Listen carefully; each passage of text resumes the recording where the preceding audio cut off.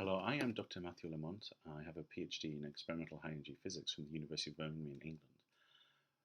I am looking at an analysis of calls to the 311 non-emergency number in different cities.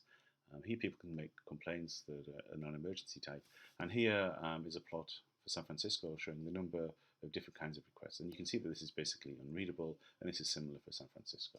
This is a very large data set, over 6 gigabytes for New York City, so this is something you might expect. So what I did was I broke this down into the top 10 complaints. You can see this here. And then I wanted to look as a function of area where these complaints are coming from. This is New York City versus borough. And there's something you can do not too difficult.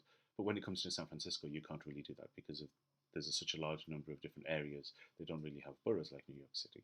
So I wanted to break this down into more detail.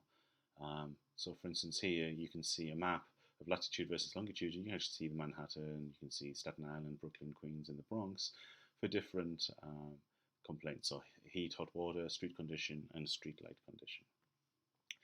So I have been looking to make this available on a website. So here is a website. I'm going to play around with the styling, but first of all I can just see what city I want to match. So I'm going to look at New York City.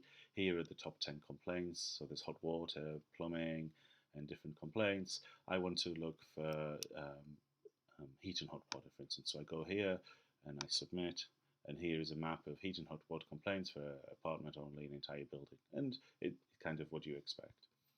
I also want to look, for instance, although it's not in the top 10, at rodents. So rodents is something that in New York City everyone knows about. So if I click on rodents, I can look at this map here, and you can see where the rodents, again, the majority of rodents are in heavily built up population areas.